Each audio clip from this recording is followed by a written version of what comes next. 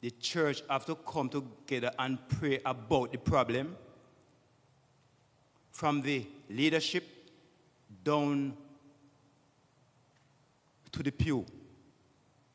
We all struggle with the spiritual problem. Absolutely. So, Absolutely. it is not something frightening or shocking to me. Because once you read the Bible, you will understand it.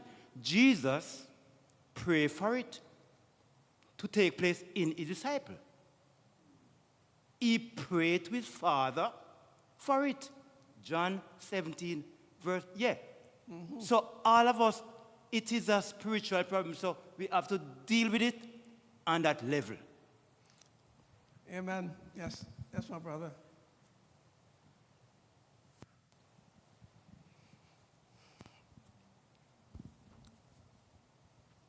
One of the problems that I observed while studying the lesson for the disunity amongst us, the Bible set the standard. He said the church is just one body, have different parts, and function. My eyes function good, my legs function good. But if my eyes decide to be my mouth, then we will have this, my body will be. And so in our church, we have that kind of problem.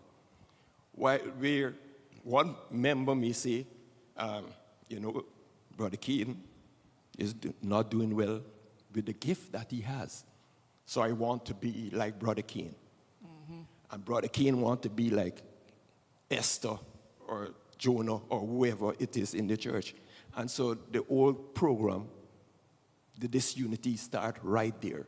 And it comes from a heart of unselfishness inside of us, which sin caused tremendously in our church today. Thank you. We have to come back to something, Before we say anything, before we do anything, something happens up inside here. So the thing is, what is going on in our minds? That is where we need to begin, because we criticize everything we see, whether we understand it or not. We are quick to criticize. The question is, can I do better? What is preventing the brother from doing what we think he should have been doing? What is preventing me from reacting the way I should react if my mind is clean? If I have enough light in my head, why am I joining the darkness? Instead of coming and bringing some light to bear on the situation, I become part by tearing down. Yes, bro, my brother. I have shared this on several occasions. And I put my hat as an educator and understanding how people learn. And the church in Philippi had that same problem. They had this misguided notion that an abundance of truth was the end all. Knowledge. Mm-hmm. When you look at our church, when you look at Adventism, when you look at individuals within church, we have so much truth, so much knowledge. But the question is, does it transform? Does it make us more Christ-like? And that is what you're alluding to. I may learn something, but if I don't internalize it, act on it, and begin to see behavior change, it will not change me. All I've done, like a sponge, is just soaked up the truth, nothing else. So the question is, my brother, what's the difference of having knowledge and having wisdom? Having knowledge is a knowledge of facts.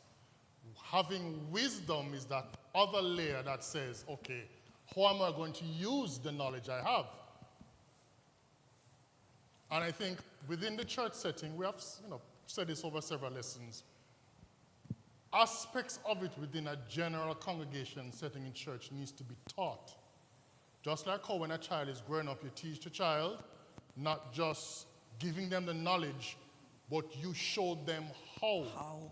And you repeat that consistently so that it becomes embedded and the behavior change becomes consistent. All we do each week we come to church is just pile on knowledge, pile on knowledge, pile on knowledge. But how do I change? How do I become more Christ-like when I step out from here and step into the work week and the barrage of things come at me? Knowledge alone can't help me out there in the world. I need to have a mechanism, I need to have a schema that helps me to change my behavior. And not just behavior change, but behavior change that makes me become more Christ-like. If it's not behavior change that makes you become more Christ-like, you're missing the mark. Okay, so we talk here about being centered on Jesus. This is the thing. Now, when we talk of a center, the first thing most of us think of is a circumference. We draw it by having a pencil on the end of one compass and you spin it around. The center is the same distance from any point on this circle of the circumference. So when we become Christ-like, then it would seem like from what we're saying, it's important that we stay in the center with Jesus and we keep all the distraction out on the rim far, good distance from us. But the